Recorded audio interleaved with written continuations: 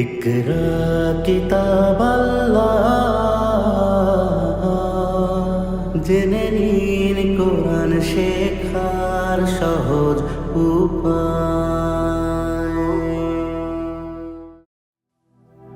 ইকরা কিতাব আল্লাহ, জেনে নিন কোরআন শেখার সহজ উপায়।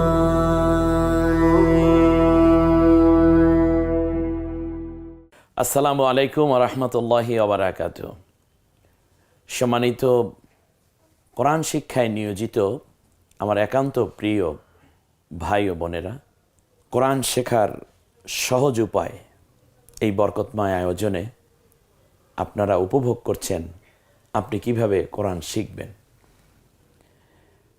আমাদের পর্বগুলো একটার সাথে আরেকটা পরিপূরক, একটার সাথে আরেকটার দারুণ সিমিলারিটি রয়েছে, কানেকশন রয়েছে। অতএব একটা পর্ব আপনি যখন পড়ে ফেলবেন, পরেরটায় আপনি নিজের উদ্যোগী পরের পর্বে ইন করবেন, ফলে আগেরটা পরেরটা মিলে মিলে একটা গাঁথুনি, আপনার মানজিল মকসুদ হচ্ছে কোরআনুল কারীম পড়তে পারার চমৎকার তৃপ্তি লাভ করা।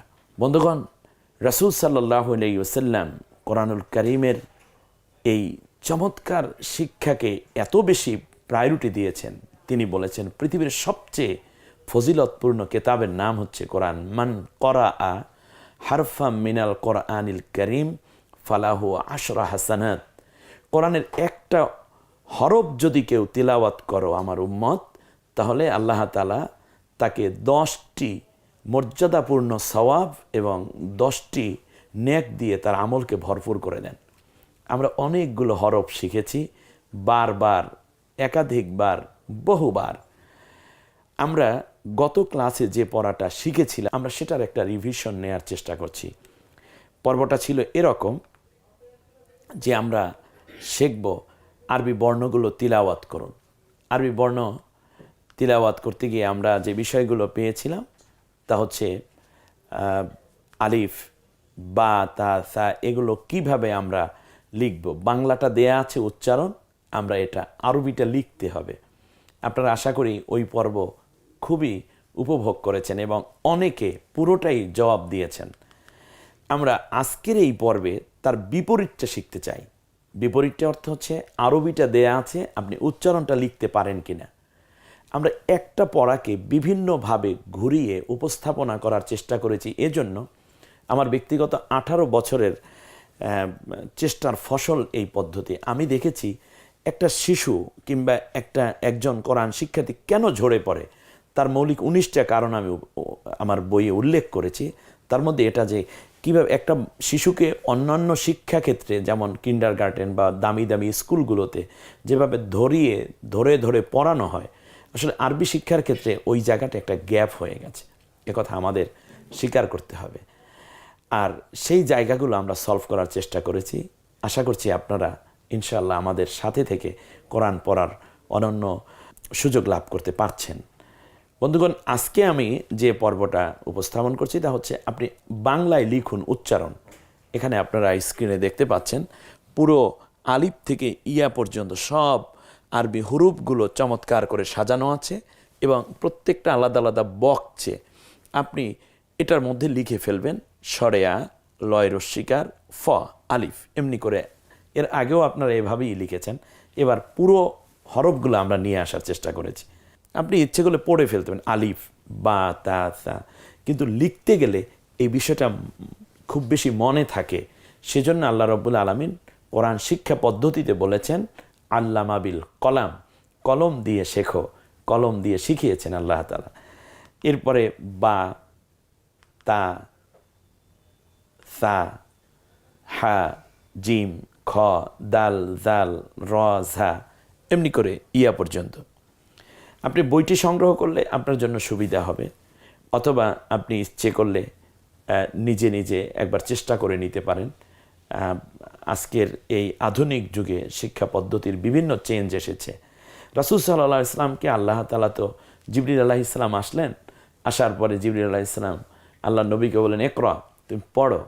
রাসূল সাল্লাল্লাহু আলাইহি ওয়াসাল্লাম এভাবে কোনো পড়া কারো কাছে শিখেননি পৃথিবীতে, যেটার নাম আলিফ, এটার নাম বা, তা, সা, হ্যাঁ, আলিফ লাম মিম যালিকাল কিতাব, এভাবে কারো কাছে শিখেননি। কারণ আল্লাহ তাআলা নবীকে নিজে শিখিয়েছেন, আল্লাহ নিজে শিখিয়েছেন, পৃথিবীর কোনো ওস্তাদ রাখেননি আল্লাহ তাআলা। তাহলে নবীর শ্রেষ্ঠত্বের জায়গাটা ছোট হয়ে যায়। এজন্যই রাসূল সাল্লাল্লাহু আলাইহি ওয়াসাল্লাম বললেন, আমি তো পড়তে পারি না। একবার, দুইবার, তিনবার, তৃতীয়বার জিবরিল আলাইহিস সালাম শুধু তাকে আলিঙ্গন করলেন, চতুর্থবার আর ছেড়ে দিলেন। এর মানে রাসূল সাল্লাল্লাহু আলাইহি ওয়াসাল্লামকে শেয়ার ইট করে দিলেন জিবরিল আলাইহিস সালাম। জিবরিলের কাছে এটা জমা ছিল, শেয়ার ইট দিয়ে রাসূল সাল্লাল্লাহু আলাইহি ওয়াসাল্লামের মেধার মধ্যে, তার অন্তরের মধ্যে এটা জিবরিল ট্রান্সফার করে দিলেন, অথবা ব্লুটুথের মাধ্যমে, অথবা এটা যে কোনো এই আধুনিক যুগে যেভাবে এক জায়গা থেকে আর এক জায়গায় লেখা পাঠানো হয়, পড়া পাঠানো হয়, আল্লাহ নবী এটা পড়ে ফেলেন। বয়স 40 বছর। আমরা অনেকে মনে করি আমার বয়স 50 বছর, হুজুর আমি কি পড়তে পারবো? কে বলছে পারবেন না? আল্লাহ নবীর বয়স 40 বছর, তখন আল্লাহ তাআলা নবীকে প্রথম কোরআনের সবক দিলেন। সুবহানাল্লাহ। নবীজি প্রথম সবকটা পেলেন তখন নবীর বয়স 40, আর উম্মতেরা 120 বছরেও সবক নিবে, কোনো কথা নাই। কারণ আল্লাহ তাআলা বলেছেন, ওয়া ইন্নাহু লাযিকরুল লাকা ওয়া লিকাওমিকা ওয়া সাওফা তুসআলুন। হে নবী, এই কোরআন তোমার এবং তোমার উম্মতের জন্য পাথেয়, স্মরণীয় এবং বরণীয় বিষয়। অতএব কেউ যদি এই কোরআন থেকে গাফেল হয়ে যায়, এ ব্যাপারে তুমি এবং তোমার ওই গাফেল উম্মত সকলেই কিন্তু জিজ্ঞাসিত হবে। অতএব কোরআন পড়তে হবে, এই সিদ্ধান্ত আপনার অটুট থাকতেই হবে। এর পরের পর্ব আমরা যেটা যাচ্ছি, এই পর্বটা খুবই গুরুত্বপূর্ণ। তার কারণ হচ্ছে এখানে আমরা মাখরাজের একটা বিষয় নিয়ে এসেছি। প্রথমে দেখুন, 3টি হরফ আমরা দেখতে পাচ্ছি, আলিফ, হামজা এবং আইন। এগুলো সব অজাতীয় অক্ষর, আমরা হয়তোবা পরবর্তীতে নিয়ে কথা বলবো। তো আসুন আমরা প্রথমে পড়ে নেই, আলিফ, হামজা, আইন। আইনটা গলায় চাপ দিয়ে, হামজাটা ছেড়ে দিয়ে। এরপরে হচ্ছে সজাতীয় অক্ষর আছে 3টা। একটা হলো সা, নরম আওয়াজে, সিন, সিসি আওয়াজে, সদ, সা, সিন, সদ, সা, সিন, সদ।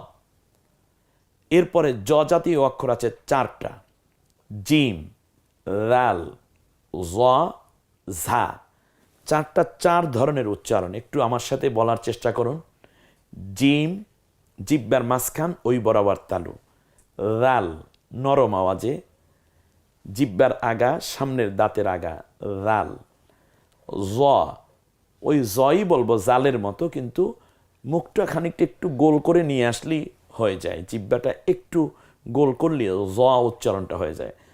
জ, ঝা, ঝিঝি আওয়াজে বাতাসটা বেরিয়ে আসবে, জিব্বাটা খানিকটা পাতলা হয়ে যাবে ভেতরে, ঝা। জিম, রাল, জ, ঝা। জিম, রাল, জ, ঝা। পরের দুটো হরফ আমরা দেখতে পাচ্ছি, সেটা হচ্ছে হ জাতীয় অক্ষর। হ আবার 2টো অক্ষর আছে। একটা হচ্ছে 2টা বর্ণ আছে, একটি হলো হা, গলায় চাপ দিয়ে, আর একটা হা, গলায় ছেড়ে দিয়ে। আমরা এই 2টা পড়ব। 2টাই হ, কিন্তু উচ্চারণের দিক থেকে 2টা ব্যবধান হবে। হা, হা। অতএব যেটা ছেড়ে দেয়া সেটা ওয়ার পরে হা, এটা আমরা কণ্ঠনালীর একেবারে এখান থেকে উচ্চারণ করব, যাতে করে কোনো জায়গায় না বাজে। হা, হা, গলায় চাপ দিয়ে। কফ, কাফ, নুক্তাওয়ালা যে কফ আমরা দেখতে পাচ্ছি স্পষ্ট, এটা হচ্ছে কফ। জিব্বার একেবারে গোড়া থেকে, যেমন কাক দেখেন ক, ক, একটু গম্ভীর আওয়াজে ক। আর এটা হলো কা, একটু পাতলা আওয়াজে। ক জাতীয় হরফ হলো 2টা, ত জাতীয় হরফ হলো 2টা। একটা হলো তা, এটা বলার সময় মুখটা ফাঁকা হয়ে যাবে, জিব্বার আগা দাঁতের গোড়ার দিকে চলে যাবে, সামনের দাঁতের। তা। একটা হলো ত, একটা হলো তাল, আর একটা হলো তল। বলুন তো দেখি আমি কোনটা কি দিয়ে বলেছি? তাল যখন বলেছি তখন কিন্তু জিব্বার আগা সামনের দাঁতের গোড়ার সাথে মিলিয়ে তা। এই মিলান ইত্যাদি এগুলো আমি বলবো না, আপনি শুধু তাটা পাতলা করে বলুন, তা। আর হলো ত, ত, তটা বলার সময় মুখটা একটু, মানে আপনার জিব্বাটা একটু হালকা গোল হয়ে আসে, ত, তা, ত। দাল, দ, দালটা বলার সময় একটু পাতলা হবে, উচ্চারণটা হালকা হবে, দটা বলার সময় মুখটা একটু গলাবে। ওয়ালা দালিন, ওয়ালা দলিন, আপনি এই দুইটা পার্থক্য করতে পারলে দ্যাটস এনাফ। এজন্য আমি মাখরাজ করতে গিয়ে আমি কিন্তু গতানুগতিক যেভাবে আমরা বিশাল মাখরাজের একটা ধারাবাহিকতা দেখি, আমরা সেই জায়গাটি কাজ করিনি। আমি যেটা চিন্তা করেছি সেটা হচ্ছে এক জাতীয় হরফ, এক জাতীয় হরফ একাধিক, এই মাখরাজগুলো জানা খুবই জরুরি। যেমন ওই হ্যাঁ দুইটার উচ্চারণের কারণে কত পার্থক্য হয়, একটা হলো প্রশংসা আর একটা হলো কাটাছেঁড়া টুকরা কাপড়, একটু এই পূর্বের ক্লাসে আমি যেটা আপনাদেরকে বলেছি। এই রকম কাছাকাছি এখন যেমন সা সিন সদ, এই যে তিনটা পার্থক্য এখানে, জিম জাল ঝা, এরপর ক ক, তা ত, দাল ব, এই পাশাপাশি এরকম হরফ আমরা যে পরিবর্তন মানে কাছাকাছি কিন্তু উচ্চারণের ক্ষেত্রে জানা দরকার। এক জাতীয় হরফ একাধিক, এরকম মোট 60টা মাখরাজ রয়েছে। মাখরাজ নিয়ে আমরা পরে আরও একটু বিস্তারিত বলবো। আসুন আজকে আমরা এই হরফগুলো উচ্চারণ এবং হরফগুলো আপনি চিনেন কিনা সেটা দেখেন। আমরা আরেকবার রিভিশন দিই, বলি আলিফ, হামজা, আইন, সা, সিন, সদ, জিম, দাল, ঝা, হা, হা, কফ, কাফ, তা, ত, দাল, দ। এরপরে আমরা চলে যাব অন্য এক জায়গায়। এই জায়গাটি আমাদের দেখা দরকার। আমি এই পর্বটি আপনাদের জন্য সাজিয়েছি, সেটা হচ্ছে একই জাতীয় হরফ এবং এক জাতীয় নুক্তা, যেটা যেমন এটা আপনার মনে আছে কিনা, সেই জন্য এই পর্বটা খুবই গুরুত্বপূর্ণ একটা জায়গা।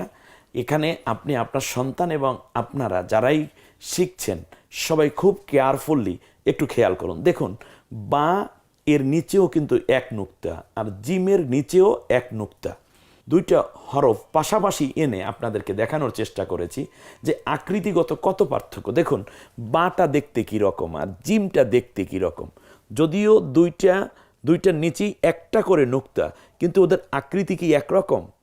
অবশ্যই না, অনেক ডিফারেন্স। দেখুন কত ডিফারেন্স। অতএব এইটা মনে রাখতে হবে, নিচে এক নুক্তা হলেই বা হয় না, এক নুক্তা হলেই জিম হয় না। সেখানে একটা মৌলিক পার্থক্য হচ্ছে আকৃতি। তাই বার নিচে এক নুক্তা, জিমের নিচে এক নুক্তা, কিন্তু আকৃতিগত শেপ এবং এটা যে হরফটার যে আকৃতি, এটা অনেক ডিফারেন্স। এতটুকু আইডেন্টিফাই করে একটু রাখতে হবে আপনার। তার উপরে 2 নুক্তা, কপের উপর 2 নুক্তা, গোল তার উপর 2 নুক্তা, ইয়ার নিচে 2 নুক্তা। তাই 2 নুক্তাওয়ালা হরফ আমরা এখানে পেয়েছি 4টা, আর নিচে 1 নুক্তাওয়ালা হরফ পেয়েছি 2টো। এখন তা উপরে 2 নুক্তা হলেও কপের কিন্তু উপরে 2 নুক্তা, অথচ তার ব্যবধানটা কত দেখুন। তা হলো ডাইরেক্ট একটা টান দিয়ে দু মাথা একটু দাঁড় করানো, এইতে উপরে 2 নুক্তা দিলে হয়ে যায় তা। কিন্তু কপ দেখুন, কপের মাথায় একটা শূন্যর মতো আছে, তারপরে সে গোল হয়ে আকৃতি, তারপর উপরে 2 নুক্তা। এই দুইটার মধ্যে একটু পার্থক্য আপনার মনে রাখতে হবে, যে উপরে 2 নুক্তা হলো কপের হলো মাথায় একটা শূন্যের মতো আছে, তারপরে হলো 2 নুক্তা, আর ওটা হলো শূন্যের মতো না, শুধুমাত্র বসিয়ে দেওয়া হয়েছে, তার উপরেই 2 নুক্তা। এমনি করে তা, গোল তা যেটা, এটা তো আমরা দেখলেই চিনবে ইনশাআল্লাহ। ইয়া, অনেক ছাত্র শিক্ষার্থীরা আমার পড়ানোর অভিজ্ঞতার আলোকে বলছি, তাকে কপ বলে, কপকে তা বলে ফেলে, আবার ইয়াকে তা বলে, তাকে ইয়া বলে। এই জন্যই হরফগুলো আমরা খুব পাশাপাশি আনার চেষ্টা করেছি। অতএব তার 2 নুক্তা হলো উপরে আর ইয়ার 2 নুক্তা হলো নিচে। আর মজার ব্যাপার হচ্ছে ইয়া এমনই একটা হরফ যার নিচে 2 নুক্তা, আর কোনো হরফের নিচে 2 নুক্তা নাই। সার উপরে 3 নুক্তা, আবার সিনের উপরেও 3 নুক্তা। তাই বলে কি সিনটা সা হবে, মানে সা হবে, সাটা সিন হবে? দেখুন পার্থক্যটা কত। আল্লাহ আকবার। এর দাঁত আছে 3টা, এর আছে বড় একটা পেট। সার তো তা নাই, 2টা অক্ষর, 2টা মাত্র হরফ, যার উপরে 3টা করে নুক্তা। আপনি মনে রাখুন 2টা হরফের উপরে, 2টা অক্ষর মানে বর্ণের উপরে আরবি বর্ণের 2টার উপরে 3টা করে নুক্তা। একটা হলো সা আর একটা হলো শিন। কিন্তু পার্থক্যটা দেখুন, শিনটার জন্য দাঁত আছে, 3টা কাটা কাটা আছে, কিন্তু ও সার উপরে কিছুই নেই, শুধু একটা দাগ দেয়া, তার উপরে 3টা নুক্তা বসে গেছে। এই জালের উপরেও এক নুক্তা, ঝায়ের উপরেও এক নুক্তা, কিন্তু পার্থক্যটা দেখুন আকৃতিগত। জালকে ঝা পড়বেন না, ঝালকে জাল পড়বেন না। জালটা হলো ছোট আকৃতি, কিন্তু ঝাটা হলো রয়ের পরে ঝা যেটা, আর দালের পরে জাল। এবার দেখুন আপনার ঝাটা একটু লম্বা লেজের মতো, তার উপরে এক নুক্তা। এই যে পার্থক্যগুলো। এরপরে দদ এবং জোয়া এবং দদ, দেখুন একটু পার্থক্য, এক নুক্তাই উপরে, কিন্তু দুইটার শেপগত আকৃতিগত কিন্তু অনেক ডিফারেন্স। আপনি কখনো যেন এইটা ভুলে না যান, আর ভোলার কোনো কায়দা নেই, কারণ এগুলো আমি বারবার আপনাদের সামনে আরও উপস্থাপনা করবো ইনশাআল্লাহ। এরপর হচ্ছে গইন, খ, ফা, নুন, এই অক্ষরগুলো একটু পাশাপাশি দেখুন। এখন আপনি এইগুলো লিখুন। আপনি কি লিখতে পারেন? দেখুন তো আপনি মিলাতে পারেন কিনা। আর লিখতে গেলে আপনার হাত, চোখ এবং মেমোরি তিনোটা একই সাথে কাজ করবে। অনেক দূরে থেকে হলেও আপনি যেহেতু পড়ছেন, আপনি আমার হৃদয়ের অর্থাৎ রুহানি একজন স্টুডেন্ট, আপনি আমার রুহানি স্টুডেন্ট। ওস্তাদ দোয়া করলে তো অবশ্যই সেটা কাজে হয়। অতএব আমি আপনার জন্য দোয়া করবো। আপনি একটু কাগজ কলম নিন, আর যদি কষ্ট করে হয় তাহলে আপনি অর্ডার করতে পারেন, আমরা বই পাঠিয়ে দিতে পারবো। অথবা এটাকে আপনি ইচ্ছে করলে চমৎকার করে একটা ছবি আপনি নিয়ে নেন, নেয়ার পরে সেটাকে আপনি পিকচারের মধ্যে রেখেও আপনি সেখানে কাজ করে অন্য একটা পেজে তারপরে আপনি মিলান। এবার এই পর্বটার পরই আমি আরেকটা বিষয় আপনাদেরকে দিচ্ছি, এটা কিন্তু খুবই ইন্টারেস্টিং, এবং এটা যদি আপনি পারেন, এ পর্বটায় আপনি কেউ ভুল করে ফেলে, কিন্তু 3-4 সন্তান আপনার একত্রে বসিয়ে দেন, আপনি টিচারের জায়গায় বসে যান, আপনার ঘরটা হয়ে যাক না দারুল কোরআন, হয়ে যাক না এটা কোরআনের ঘর, আপনার ঘরটা বরকতে ভরপুর হয়ে যাক না। এর পরের পর্ব যেটা, এটা হচ্ছে আপনি শুধুমাত্র শেপ তৈরি করবেন। এখানে শেপ অর্থাৎ বাটার আকৃতিটা কেমন, নুক্তা দিবেন না একেবারে। এবার পার্থক্যটুকু দেখুন, আগে নুক্তা দিয়ে পার্থক্য, এবার আকৃতি দিয়ে আমরা একটা পার্থক্য দেখাচ্ছি, যে বায়ের আকৃতি কেমন, জিমের আকৃতি কেমন। এখানে নুক্তা দিবেন না, এখানে বলাই আছে নুক্তা না দিয়ে আপনি শুধু শেপটা তৈরি করে দিবেন।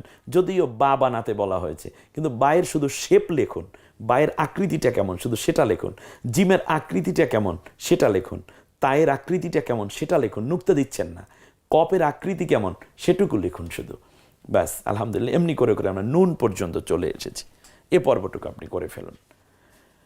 আমরা এই পর্বের প্রায় শেষ দিকে চলে যাচ্ছি। সম্মানিত বন্ধুগণ, আমরা এই পর্বে এমনভাবে সাজিয়েছি, এটা হচ্ছে একেবারেই চূড়ান্ত, এবং এটা মাখরাজের পর্বটা আমরা এখানে নিয়ে এসেছি। আমরা একটু কয়েকবার পড়ব, গলায় ছেড়ে দিয়ে কি কি হরফ উচ্চারণ হলো আমরা এখন দেখতে পাচ্ছি। এটা হা হামজা আলিফ, হা হামজা আলিফ, হা হামজা আলিফ। পরেরটা পড়ব হা আইন, হা আইন, হা আইন। এমনি করে কয়েকবার পড়ুন, কয়েকবার পড়ুন। তা তোয়া তা, তা তোয়া তা, তা তোয়া তা। দাল দ, দাল দ, দাল দ, দাল দ। এমনি করে করে 4 বার পড়ার সুযোগ করে দেওয়া হয়েছে। সা সিন সদ, সজাতীয় অক্ষর কিন্তু উচ্চারণ সা সিন সদ, সা সিন সদ। আমার মতো করে আপনি পড়তে চেষ্টা করুন। সা সিন সদ, সা সিন সদ। কয়েকবার শুনুন, বারবার শুনুন, আরও শুনুন, কারণ আপনার কানগুলো আল্লাহর কোরআনের বাণী দিয়ে ধন্য হোক, গুণামুক্ত থাকুক আপনার শ্রবণ শক্তি। আল্লাহ কবুল করুন। কফ কাফ, কফ কাফ। আমরা এভাবে কয়েকটা অপশন দিয়েছি, আপনি বারবার তেলাওয়াত করুন, বারবার যা আছে তার চেয়েও বেশি তেলাওয়াত করুন। জিম জাল জ, জিম জাল জ, জিম জাল জ। আলহামদুলিল্লাহ, আমরা এই পর্যন্ত যেগুলো পড়েছি এর উপরে ভিত্তি করে আমরা পরবর্তীতে চলে আসতেছি ইনশাআল্লাহ। এই সামনের যে পর্বটা, সে পর্বটাই আমরা যাব হচ্ছে পরীক্ষা নিয়ে। আপনাদের পরীক্ষার জন্য প্রশ্নপত্র রেডি। প্রথমটা হচ্ছে নিম্নোক্ত অক্ষরগুলো নাম বাংলায় উচ্চারণ লিখুন। আপনি এখান থেকে নিয়ে আমাদের সরাসরি স্ক্রিনে দেখুন, অনেক বড় করে দেখানো হচ্ছে। আপনি এই হরফগুলোর নাম বাংলায় লিখতে হবে। আর দ্বিতীয় হচ্ছে নুক্তা দিয়ে কাঙ্ক্ষিত অক্ষর তৈরি করুন। যেমন সা বানাতে হলে কি করতে হবে, শিন বানাতে হলে নুক্তা কয়টা দিতে হবে, কোথায়, ইত্যাদি। তারপরে এখানে যে কয়টা আছে, সঠিক উত্তরে টিক দিন, আইনটা গলায় ছেড়ে দিয়ে না চাপ দিয়ে, এটা দেখানো হচ্ছে। আপনি যেটা সঠিক দিন, হামজা গলায় চাপ দিয়ে না ছেড়ে দিয়ে, এই গোল হা এটা গলায় চাপ দিয়ে না ছেড়ে দিয়ে, হা এটা গলায় চাপ দিয়ে না ছেড়ে দিয়ে, সা আর জাল এটা কি শক্ত আওয়াজে হয় না নরম আওয়াজে হয়। একটি মাত্র অক্ষর যার নিচে 2 নুক্তা, অক্ষরের নাম কি? কি মজার পড়া, তাই না? এমনি করে করেই আমরা আমাদের প্রথম পর্বের পরীক্ষা শেষ করব ইনশাআল্লাহ। এর পরের প্রশ্নটা হচ্ছে যে আরবি অক্ষরগুলো লিখুন। এখানে উচ্চারণ দেয়া আছে, আপনি শুধু হরফগুলো লিখে যাবেন। এটা হচ্ছে পঞ্চম নাম্বার প্রশ্ন আপনার কাছে। 5 নং প্রশ্ন, জিম, জাল, জোয়া, গইন ইত্যাদি এগুলো দেয়া আছে। অক্ষরগুলোর নাম লিখুন, স, খ, জোয়া, দোয়া, তোয়া, গইন, কফ, র। কারণ এগুলো হচ্ছে এর হরফে মুস্তালিয়া, এই জন্য আমরা রেখেছি এটা। এরপরে হচ্ছে কোরআন শিক্ষা করা কি সুন্নত, ফরজ, ওয়াজিব, মুস্তাহাব? কি হবে বলবেন তো? সুন্নত, ওয়াজিব, মুস্তাহাব। কোরআন শিক্ষা শুধু ফরজ না, সব ফরজের বড় ফরজ। কোরআন না শেখা পর্যন্ত আপনার আমল শুদ্ধ হয় না, বিশ্বাস করুন। এমনি করে বাকি যে প্রশ্নগুলো আছে এগুলো নিয়ে আমরা প্রথম পর্বের পরীক্ষা শেষ করতে চাই ইনশাআল্লাহ, বিমাশিয়াতিল্লাহ অবে ফাদলিল্লাহ। আপনাদেরকে আমরা দেখিয়ে দেব কোরআন। পরবর্তীতে দেখার সুযোগ হবে যে এর সঠিক উত্তরটা কি ইনশাআল্লাহ।